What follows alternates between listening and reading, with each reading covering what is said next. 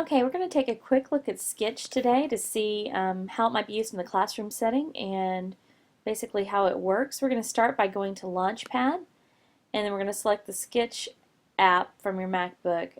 It's the one with the arrow fletching, so just click on it and it's going to open a blank sheet. And it's going to give you several options to start from.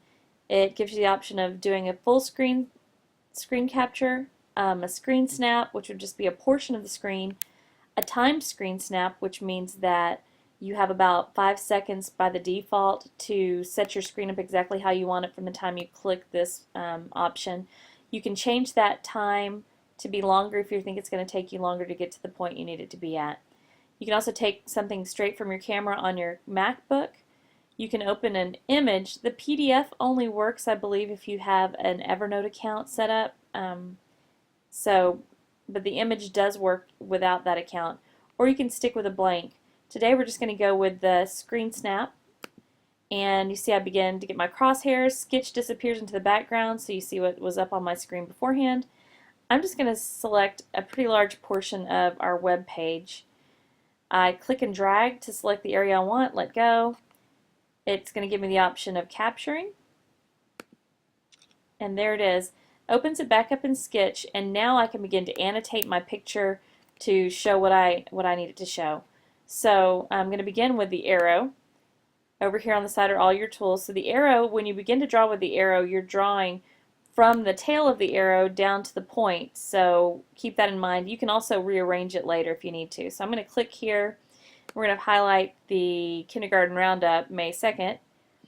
And when I release after dragging, there it is. That arrow tool is still selected, so if I click and drag again, I'm going to continue to draw arrows. But let's go ahead and click on this arrow. It's easiest to click in the head of the arrow because you have more room. It allows you to move that point wherever you need it, resize it, change it up. If you want to change the colors, you can do that with the color picking tool to make it stand out more on your picture depending on your background. You also have the option of adding text by clicking the text tool, and then you just simply click anywhere you want on your picture and begin typing.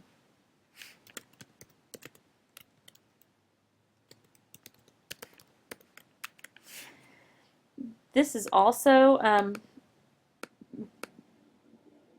you can move this around as well if you need to, and reposition it on your screen.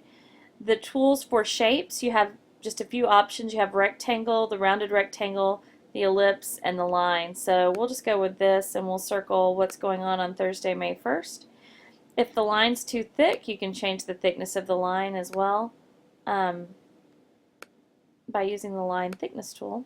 But you have to do that before you draw. Obviously, I just made mine thicker. The next tool you see is your marker tool. It can also be used as a highlighter tool. So make sure you select which one you want because the marker tool will allow you, let's change to something besides pink. The marker tool allows you to mark through something. The highlighter tool, see it's going to black it out. The highlighter tool on the other hand gives you more of a transparent look to it. The next tool down is the stamp tool. When you click on that you get 5 different stamp options. So if you're editing a student's paper and you see a problem somewhere with something that's done incorrectly, you can use the stamp. The stamp initially just puts the stamp there, but when you click on it, you have the option of adding an arrow, and then the arrow pointer can be brought around to where you need it to be. Then you can also put very short text here.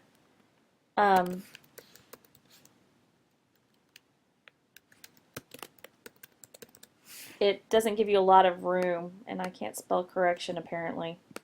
It doesn't give you a lot of room to type things, so you wouldn't want to put an entire explanation of what was wrong there, but you could do a short note.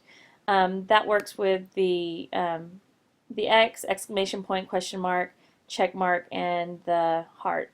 So those can be moved wherever you need to on the paper as well, and around your sketch. The next one is kind of a neat tool. It's the blur feature. It lets you pixelate whatever you might need to keep private. So if you're showing a sample of student work and you want to pixelate their name, you simply draw a box around what needs to be pixelated, and it makes it blurred so that they can't see it. The last tool that we're going to look at is the cropping tool. If you notice up here in the top left corner, you can select between cropping, which would be on your left, and resizing, which allows you to change the size of your picture to fit what you need it to fit. So if I choose crop, then the crop tool is active, and now I can cut it down to the section of the screen that I actually want to show in my picture.